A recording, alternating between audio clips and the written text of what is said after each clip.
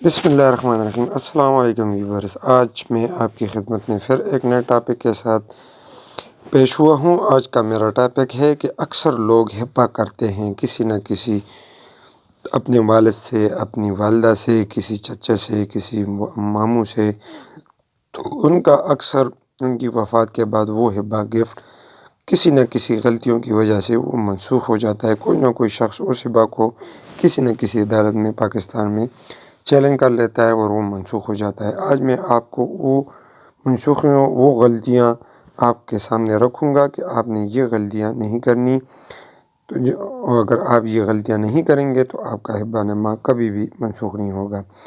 تو audio clip کے depth میں جانے سے پہلے آپ سے سب سے پہلے ریکویسٹ ہے کہ اگر آپ میرے چینل پر نئے ہیں تو سب سے پہلے میرا چینل احسان علی مشواڑی 099 سبسکرائب کریں۔ بیل آئیکن کا بٹن آپ نے ضرور دبانا ہے کہ آپ کو ہر نئی سے نئی آڈیو یا ویڈیو کلپ پر وقت پہنچ سکے۔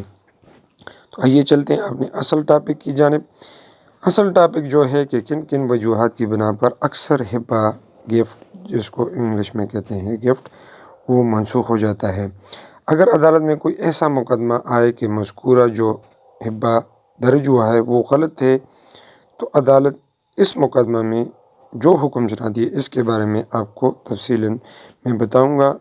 اگر ہبہ کسی شخص کے حق میں ہوا ہو، اگر غلط طریقے سے ہوا ہو یا درست طریقے سے ہوا ہو، جس کا مقدمہ کسی نہ کسی عدالت میں چلا جاتا ہے، تو اس سے پہلے جو عدالت جو چیزیں دیکھتی ہیں اس کے بارے میں آج ڈسکس کروں گا کہ ہبہ کن کن وجوہات پر منسوخ ہو سکتا ہے۔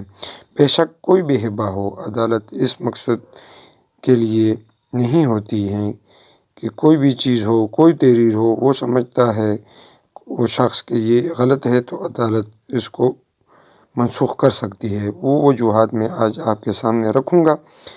ہبہ نامہ ایسی چیز و تحریر ہوتی ہے کہ وہ اسٹامپ پیپر پر بھی عام لوگ تحریر کرتے ہیں، اور اس کو بعض لوگ رجسٹر بھی کراتے ہیں سب رجسٹرار کے پاس، اور کچھ نہ کچھ ایسے لوگ بھی ہوتے ہیں وہ محکمہ مال پٹواری اور تحصیلدار کے پاس رجسٹر کراتے ہیں۔ ہبہ نامہ انتقال اس کو کہتے ہیں۔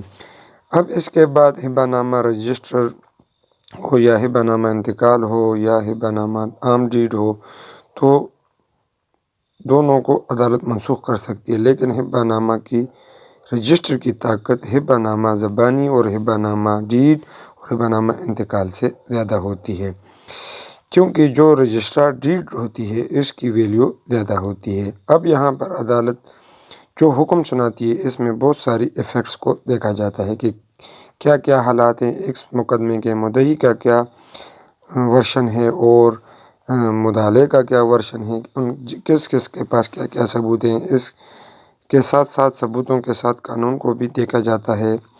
تو آگے چل کر دیکھتے ہیں کہ کون کون سی چیزیں ہیں جن کو عدالت دیکھتی ہے۔ کہ پہلی تو ہبہ نامہ کی 3 انگریڈینٹس ہیں، اگر اس کو پورا نہیں کیا گیا تو ہبہ نامہ بالکل منسوخ ہو جاتا ہے۔ ایک آفر، ایک ایکسیپٹنس، ایک ڈیلیوری آف پوزیشن۔ جو ہبہ کرنے والا ہوتا ہے وہ کہتا ہے کہ میں آپ کو یہ چیز ہبہ کر رہا ہوں، دوسرا جس شخص کو کیا جاتا ہے وہ کہتا ہے ٹھیک ہے جی، میں آپ کے اس ہبہ کو جو آپ مجھے کر رہے ہیں میں اس کو ایکسیپٹ کرتا ہوں۔ اس کے بعد جو ہبہ کیا جاتا ہے اس کی پوزیشن کیا ہے وہ ساتھ ساتھ آگے وہ ہینڈ اوور کر دیا جاتا ہے یا نہیں کیا جاتا۔ ان چیزوں میں کون کون سی چیزیں مس ہوتی ہیں، تو عدالت اس چیز کو دیکھتی ہے کہ کون سی چیز مس ہے۔ لیکن آپ میں ایک بات آگے بتاتا چلوں کہ عدالت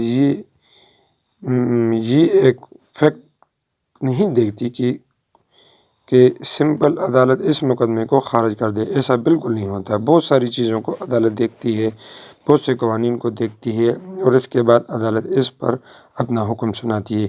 اگر قبضہ دوسرے شخص کو ہینڈ اوور نہیں کیا گیا پھر بھی یہ دیکھا جا سکتا ہے کہ اس چیز کا قبضہ ہینڈ اوور نہیں کیا گیا، کیا وجہ ہے۔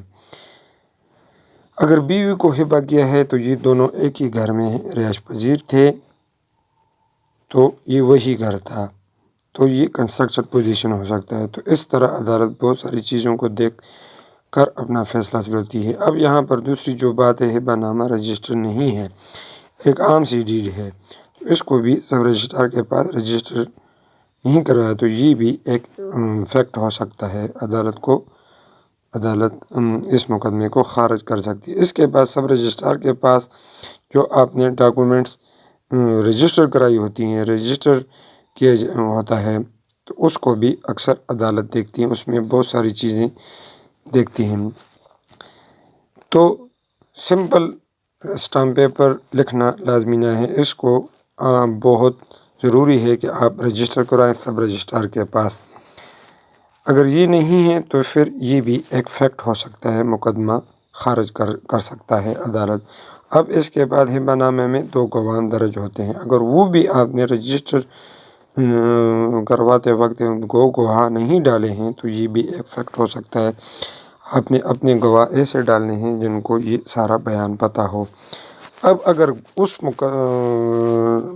ہبہ گفٹ میں گواہ موجود ہیں اور وہ مقدمے کے دوران غلط بیانی کریں، وہ جو اپنے بیان میں وہ غلط بیانی کریں مقدمے کے دوران، تو یہ بھی ایک فیکٹ ہو سکتا ہے، کیونکہ مخالف وکیل بہت مضبوط ہوتے ہیں، وہ مختلف قسم کے سوالات کرتے ہیں، تو یہ آپ نے لازمی دیکھنا ہوگا کہ آپ کے گواہ مضبوط ہوں اور وہ غلط بیانی نہ کریں، تو یہ بھی ایک وجہ بن سکتی ہے آپ کے ہبہ گفٹ کو منسوخ کرنے کی۔ اس کے ساتھ ساتھ سب رجسٹرار اگر گواہی کے طور پر عدالت میں پیش نہیں ہوتا، جس کے پاس آپ نے اپنا ہبہ گفٹ رجسٹر کیا ہوتا ہے، تو اس کا بھی مقدمے پر فیکٹ پڑ سکتا ہے۔ تو یہ تمام پارٹس ہوتے ہیں جو مقدمے کو کمزور کرتے ہیں۔ اگر ہبہ نامہ زبانی کیا گیا ہے تو پہلے تو آپ میں بتاتا چلوں کہ اس کا تعلق پٹواری اور تحصیلدار کے ساتھ ساتھ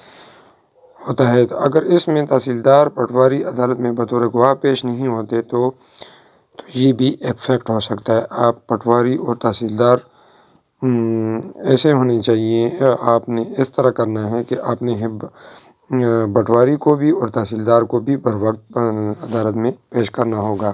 اگر یہ آپ فیکٹس نہیں کریں گے تو آپ کے مقدمے پر بہت اثر پڑ سکتا ہے۔ آپ نے یہ تمام شرائط پوری کرنی ہوتی ہیں اور تب آپ کا ہبہ اور گفٹ جو ہوتا ہے وہ مضبوط ہوگا۔ اگر اس میں کوئی بھی آپ غلطی کریں گے، آپ کے گواہ کمزور ہوں گے، آپ سادہ ڈیڈ تحریر کریں گے، تو یہ تمام ہبہ نامہ گفٹ کی کمزوریاں ہیں، یہ آپ نے نہیں کرنی۔ جب بھی آپ نے کوئی ہبہ کرنا ہو تو ایک دفعہ ہی خرچہ کرا کریں، آپ سب رجسٹرار کے پاس اس کو رجسٹر کرا کریں، گواہ ایسے ڈالا کریں کہ وہ آپ کے ذاتی ہوں، آپ کے نزدیکی ہوں، آپ کے حق میں وہ کل خدا نخواستہ آپ کے لیے کوئی مسئلہ بنے، کوئی مقدمہ آپ پر ہو جائے اس رقبے کے بارے میں، تو وہ آپ کے حق میں گواہی دیں۔